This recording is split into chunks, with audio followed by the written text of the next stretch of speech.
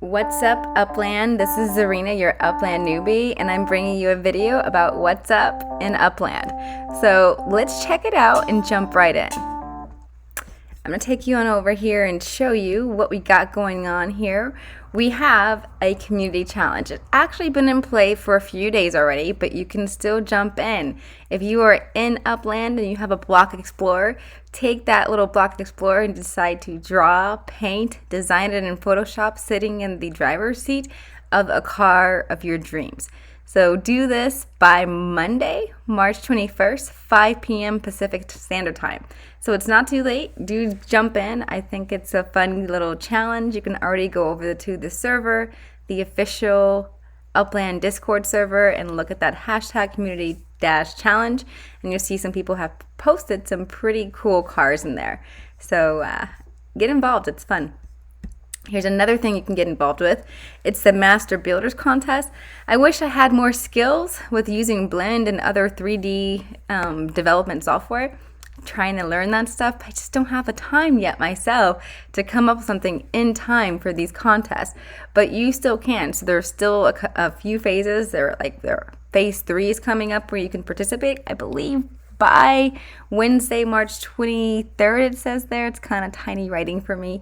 So check it out if you're into that stuff. If you can design 3D buildings. They do have a little template you can download to get started with the design of their townhomes in the game. So it's on their website, and you can go to the website or get to that event.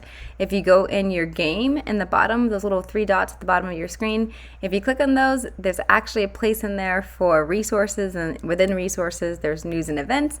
And within those news and events, you can come up with all the stuff that's been going on and get your links to things you need. So, also going on in Upland is the new updated tiers being released on Monday. So as of Monday, cities will have different tiers. Some adjustments will have been made. There will now be 5 tiers for treasure hunting. If you're into treasure hunting, which if you're not, I do suggest at least doing the solo hunt. I actually got my little .01 spark, I think. Doesn't sound like a lot, but those can add up, and it was free, like a free hunt. So you can have fun, but anyways, let me get to this. So if you are into treasure hunting, or if you're thinking about getting into treasure hunting, here are some changes that have been made. Tier 1 is this now greater reward tier. Looks like it's a pretty awesome tier. People might want to go flock to these cities that are tier 1 cities now to treasure hunt, which is going to be good for those cities. But what you get, greater rewards. Forgive that parentheses that's just hanging out there. But within those awards, you have to have higher send fees. So there'll be like 25, 50, and 125 for the send fees there. The rewards will be 290 for the bottom base reward, which I think used like 260 before, but it'll be 290 UPX up to 8,250 UPX. Then there's going to be this rarity, which is going to be like new. And in this rarity thing, or within the rarity, they will have this new rare tier. So we'll have standard, limited, exclusive, and this new rare tier, which I'll talk about more in that. And so tier 2, the send fees will be 20, 40, and 100. Standard rewards will be 230 UPX up to 6,600 UPX. They'll have rarity, standard, limited, and exclusive. Tier 3 will only have send fees as low as 10, 30, and 75, but they only have standard rewards. You get only like 175 up to 4,950 UPX.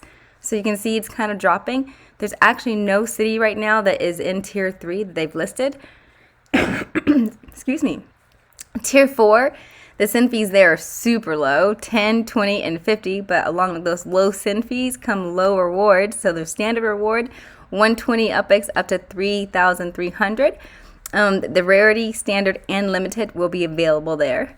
Then you have also tier 5 with the lowest send fees, 10, 5, 10, and 25. Standard rewards as low as 60, only going up to 1,650. Then they have the rarity, which is only standard and limited. So those other ones, those rarities that only have standard and limited, you won't get that new rare tier that's going to be there. So this new rare tier that has these extra chest bonuses, you won't get those in those standard and limited tiers cities. So what's in those? So this new rare tier, it's gonna spawn rarely. So not as much, not as often as the others, or the exclusive, but when you get this one, the rewards are going to be quote unquote substantially greater than the rest. There are 4 new treasures in this new tier 1, and you can see there's this rare spark chest, there's the red treasure chest, there's the diamond and stack coin pinatas. So looking forward to seeing if, people start talking about getting these rare chests and how excited they'll be. All right, so here's the cities that you'll want to be in for tier 1. If you're looking to get those super great chests, head on over to Chicago. I know lots of people who have tons of big Chicago treasure hunting maps because the city is so cheap as far as properties, but it's huge. So tier 1 city, Chicago, Los Angeles, another huge city. But I'm already there, so I'm looking forward to this.